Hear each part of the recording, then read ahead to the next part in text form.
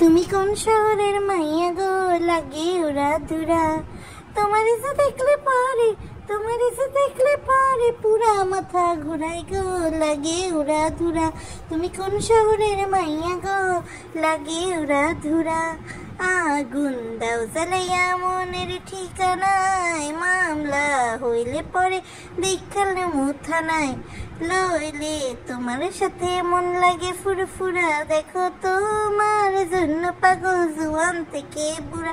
সখা গো প্রেমে মরে দিও না ধরা, ধরা দিলে তোমার মন হইয়া যাবে গুড়া গুড়া।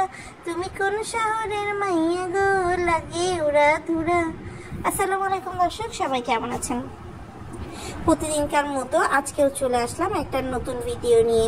হ্যাঁ, আবারও দীর্ঘ একটা বিরতির পর আপনাদের মাঝে ফেরত আসলাম। এই দীর্ঘ পরিবর্তনের মধ্যে, এই দীর্ঘ ব্যাপ্তির মধ্যে গোটা একটা দেশের ইতিহাসই কিন্তু প্রায় বদলে গেল। তো সেই পরিবর্তনের মধ্যে ব্যাপারী পরিবারেরও কিছু পরিবর্তন এসেছে। দেশ নিয়ে কথা বলার জন্য আমার এই চ্যানেল না, তাই আজকে দেশ নিয়ে কথা বলবো না। আমি আমার এই চ্যানেলটা গড়ে তুলেছি আপনাদের সামনে ইউটিউবে একটা রোস্টিং চ্যানেল হিসাবে, যেখানে কিছু মূল সত্য কথা আপনাদের সামনে তুলে ধরবো। দেরি না করে দর্শক চলুন মূল ভিডিওতে চলে যায়। বাপ্পি কিন্তু এক প্রকার চুরের মতো করেই চলে এসেছিল রাজশাহী থেকে মিমের বাসায়। রাত 1:30টার সময় পৌঁছেছিল সে নাজমা বেগমকে নিয়ে। মিমের ওই ছোট্ট বাসার মধ্যে নাজমা বেগম, বাপ্পি, তিশা, লুইচাতান, তাবিয়া সবাই এসে উপস্থিত হয়েছিল, কিন্তু কে কোথায় শুয়েছিল না শুয়েছিল সেটা কিন্তু একদমই দেখায়নি। আমি পরবর্তীতে একটা ভিডিও দেব বাপ্পি এবং তার পরিবারের সাথে মিমের বাড়ি অবস্থানকালে কি কি ঘটেছিল। আজকের ভিডিওটা সেটা নিয়ে না, আজকের ভিডিওতে বলবো বস্তির তিশা প্রথমবার ইন্টারন্যাশনাল ফ্লাইটে চড়বে। তো সেই এয়ারপোর্টে গিয়ে তিশা কি বস্তির মতো আচরণ করলো সেটা আপনাদের কাছে তুলে ধরবো। কালকে যখন ফ্লাইট বন্ধ হয়ে গেল, আমি ভাবলাম এবার বুঝি গেল, এই বাপ্পি মনে হয় আর যেতে পারবে না। কিন্তু বাপ্পিরও কপাল ভালো, আর বস্তির তিশারও। তার মনের স্বপ্ন, প্রাণের স্বপ্ন মালয়েশিয়া যাবে ননদের কাছে, সেটা অবশেষে পূরণ হয়ে গেল। এখন দেখেন দর্শক, মালয়েশিয়া গিয়ে ব্লগ করে তো লক্ষ লক্ষ টাকা কামাবে। তাছাড়া ফাতিহা তো তাদের জন্য অনেক কিছু আয়োজন করেছে, যেটা ফাতিহা ভিডিওতে দেখাই দিছে, যাতে তিশা আসার সময় ওরকম ভুরি ভুরি নিয়ে আসে। তো তিশা কিন্তু এয়ারপোর্টে গিয়ে শপিং করা শুরু করে দিছে। সে মার্কেট বন্ধ থাকায়, গাউসিয়া বন্ধ থাকায় বাটিকের শাড়ি কিনতে পারেনি তার ননদের জন্য। এই জন্য সবার আগে সে এয়ারপোর্টের ভিআইপি লাউঞ্জে গিয়ে শাড়ি খুঁজতেছে, তা আবার বাটিকের শাড়ি। তার এই পরিচালনায় শুধু যে সে একা ছিল তার এই কার্যক্রমে তা না, তার এই কার্যক্রমে তার সাথে ছিল নাজমা বেগম।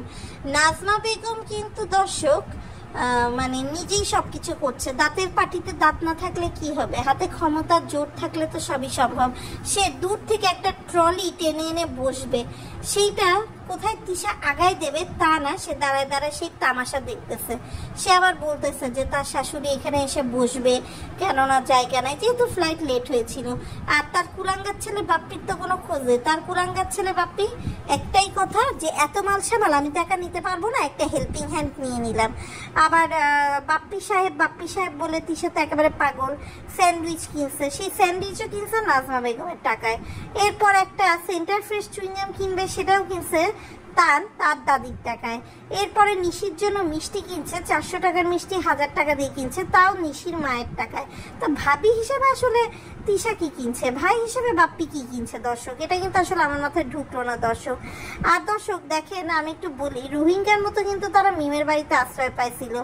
মিম কিন্তু এই নাজমা বেগমের কথায় আপনার পাবনা থেকে চলে আসছিল, এবং এসেই কিন্তু সে বাবুর সাথে অফিসিয়াল বিয়ের ঘোষণা দিয়েছিল।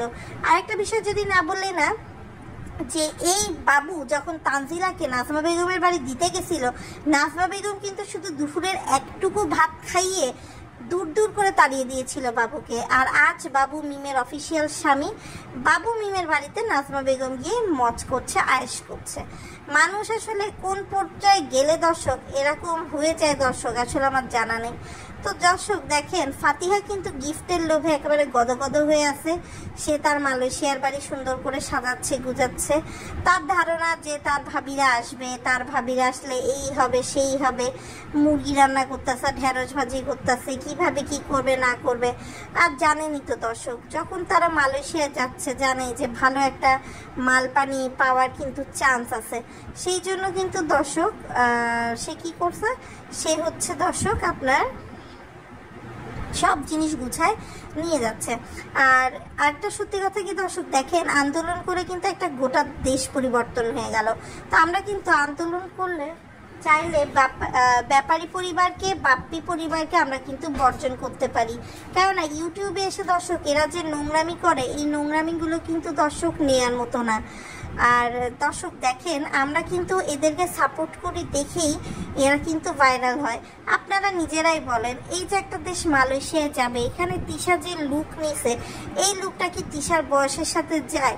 দেখে তো মনে হচ্ছে শারমিন যে কাজটা করে আসতে পারেনি সিঙ্গাপুর মালয়েশিয়ায়, সেই কাজটাই মনে হয় তিশা করতে যাচ্ছে।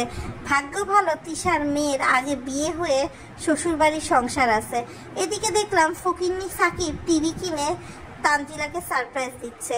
তানজিলাকে এবার কিন্তু বাপ্পি আর নাজমা বেগম ভালো করে বুঝাই দিছে, হাজার সে বাপ্পিকে আব্বু আব্বু ডাকুক, হাজার আইফোন গিফট করুক না কেন, বাপ্পি কখনোই তানজিলাকে মেয়ে হিসাবে আর নাজমা বেগম কখনো পতি হিসাবে মেনে নেয়নি।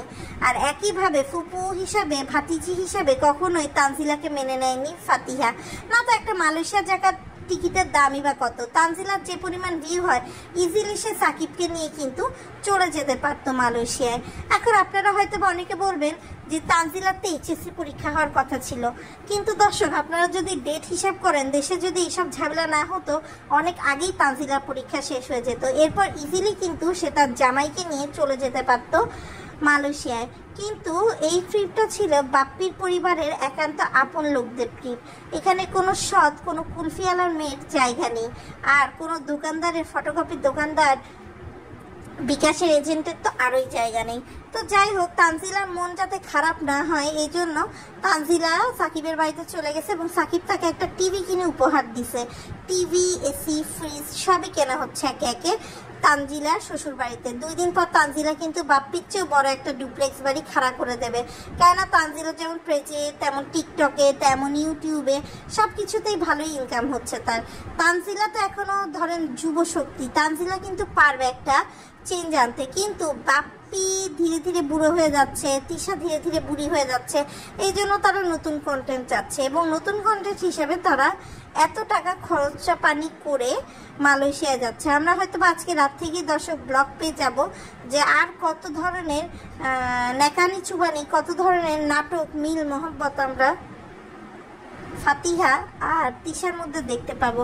কারণ এরা তো ভিডিওর খাতিরে দর্শক খালেদা জিয়া, হাসিনার চেয়েও বেশি চরম শত্রু এরা বাস্তব জীবনে, কিন্তু ভিডিওর খাতিরে তারা অনেক কিছু করতে পারে। তো যাই হোক, আজকে ভিডিওটা এই পর্যন্তই ছিল। সবাই ভালো থাকবেন, সুস্থ থাকবেন। ভিডিও শেষ করার আগে আপনাদের কাছে দর্শক একটা প্রশ্ন রয়ে গেল, এই যে একজন নেত্রী হেলিকপ্টার করে দেশ ছেড়ে চলে গেলেন, আপনারা সেটাকে সাপোর্ট করছেন, নাকি এই যে আরেকজন নেত্রী জেল খেটে এখন মুক্তি পেল বিনা শর্তে সেটাকে সাপোর্ট করছেন? অবশ্যই প্রশ্নের উত্তরটা কমেন্টে দিয়ে যাবেন। আর ভিডিওটা ভালো লাগলে চ্যানেলটা সাবস্ক্রাইব করে আমাদের পাশে থাকবেন, বেল আইকনটি বাজিয়ে দেবেন যাতে ভিডিও দেওয়ার সাথে সাথেই নোটিফিকেশন পেয়ে যান। আল্লাহ হাফেজ।